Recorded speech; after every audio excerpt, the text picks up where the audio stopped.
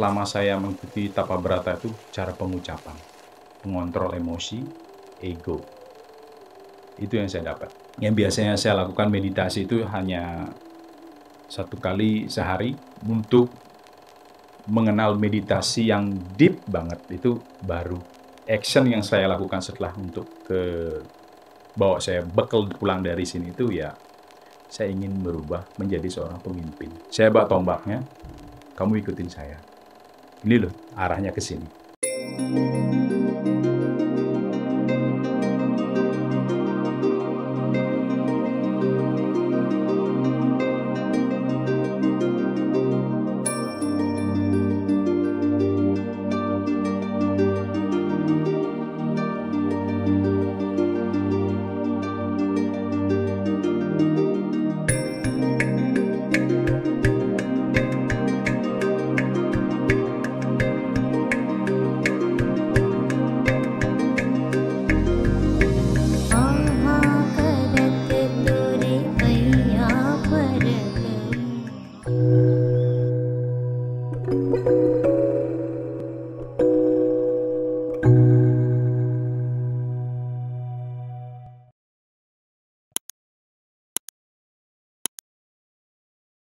Kenapa meditasi di Pasraman mengajak kita untuk selalu hening di ubun-ubun? Kalau kita lihat bayi yang baru lahir atau anak kecil, itu di ubun-ubunnya itu kan ada kedutan ya. Nah, itulah pintu rahasia secara spiritual keterhubungan kita dengan Tuhan. Tanda-tanda meditasinya itu bagus ketika setiap meditasi, setiap hening, atau bahkan sehari-hari, kalau sudah itu kebuka, ini dia kedip-kedip ya. Seperti dingin, seperti ada tebal, seperti ada... Cuman tidak seperti bayi lagi, karena kalau bayi kan masih tulang rawan dia, masih halus dia. Cuman kita mampu merasakan halusnya kekuatan keterhubungan kita dengan Tuhan. Sering-seringlah bawa hening di sini dan sebutkan Tuhan yang kita sembah, yang kita sebut namanya gitu. Kalau yoga sebutnya Istadewata. Jadi dewa siapa yang kita sembah, melalui ubun-ubun ini kita terhubung. Gitu. Atau Tuhan yang mana kita sembah. Tuhan yang satu, cuman manifestasinya yang banyak. Nah, itu diri kita dengan 5 lapisan ini. Jadi kita lahir sudah membawa 5 lapisan. Dari sinilah ketika kita bertanya, siapa saya? Maka dapat kita simpulkan bahwa kita percikan terkecil dari Tuhan yang Maha Kuasa, karena kita itu Atman. Tapi Atman tidak bisa ngapa-ngapain di dunia ini kalau tidak punya lapisan 5 itu. Karena ia tak nampak, tak terpikirkan, dan tak terdefinisikan dia. Atman itu tidak terdefinisikan. Untuk Tuhan bisa kita definisikanlah, kemudian mencipta ruang dan waktu dan dilapisi, sehingga disitulah baru kita muncul definisi dari diri kita. Makanya ada yang mengatakan bahwa tubuh kita adalah cermin dari roh kita. Kalau dalam kehidupan kita sehari-hari, cermin adalah refleksi dari tubuh kita. Betul ya? Kalau cerminnya rusak, bukan berarti kita rusak. Tubuh kita rusak bukan berarti jiwa atau roh itu rusak. Karena ia tidak pernah rusak. Yang merusak adalah kemelekatan. Ketika jiwa atau roh melekat dengan emosinya, melekat dengan dendamnya, melekat dengan kesalahannya, melekat dengan dosanya, melekat dengan kebenciannya, melekat dengan kepemilikannya, melekat dengan tubuh fisiknya, dia disebut dengan raga, melekat dengan kebiasaan-kebiasaan buruk, kebiasaan-kebiasaan baik pun bisa melekat, itu membawa penderitaan bagi sang diri sejati. Jadi yang ternyata membawa penderitaan itu adalah kemelekatan. Bukan karma baik dan juga bukan karma buruk. Karma baik dan karma buruk ketika melekat, dia menjadi buruk rasanya. Boleh nggak saya mengatakan diri saya adalah kebahagiaan? Boleh ya? Buktinya adalah ini. Ananda Maya Kosa. Anandam artinya bliss. kebahagiaan yang nikmat tanpa syarat dan tanpa tapi. Tapi kenapa saya bahagia ketika saya dibilang cantik, dibilang ganteng? Saya merasa bahagia ketika baru beli sandal yang baru. Itu kenapa, Haji? Itu pemancing.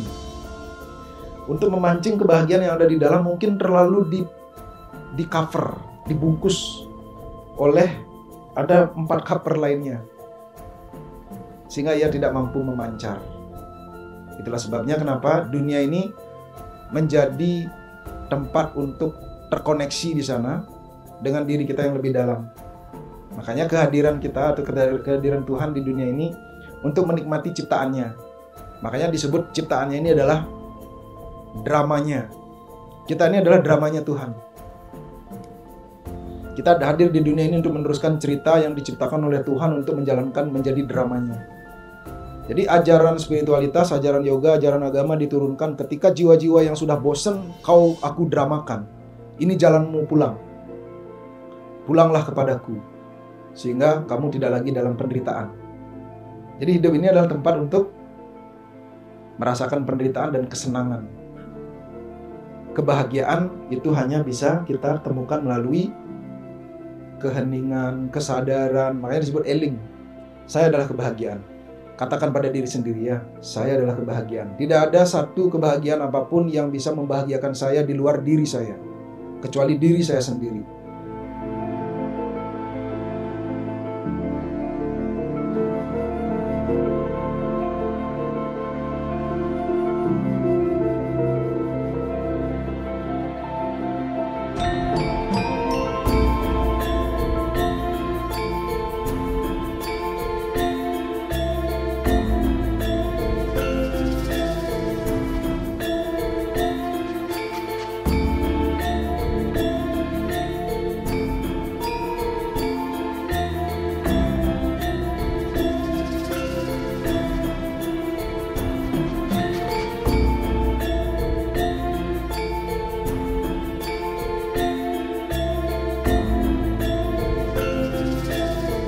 Terima kasih sebelumnya untuk para teman-teman dan Aji Begawan, Jero Radmi, kemudian para tim yogi ya, yang sudah memberikan waktu dan pengetahuan selama saya dan teman-teman untuk belajar di sini dan mengerti arti tujuan hidup ini harus kemana.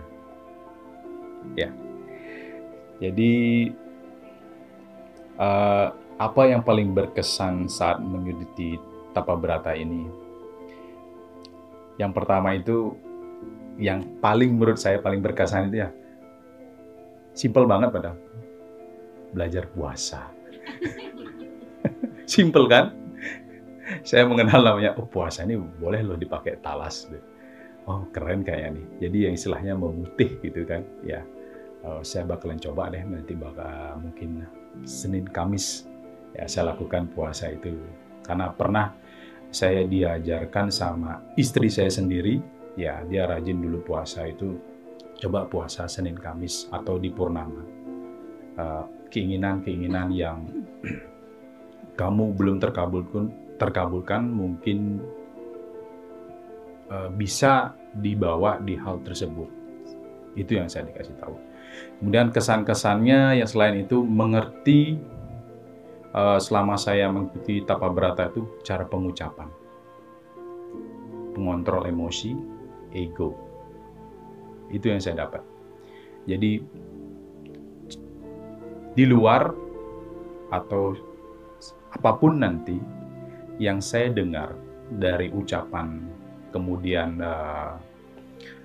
atau cemooh atau amarah, nah, cara pengucapan yang saya lakukan tuh saya sudah prepare nih apa yang harus saya jawab. Ya itu. Tahu saya jadinya semenjak saya belajar di sini. Ternyata selama ini saya mengenal meditasi. Saya lakukan meditasi itu. Ya. Saya lakukan selalu meditasi itu disiplin.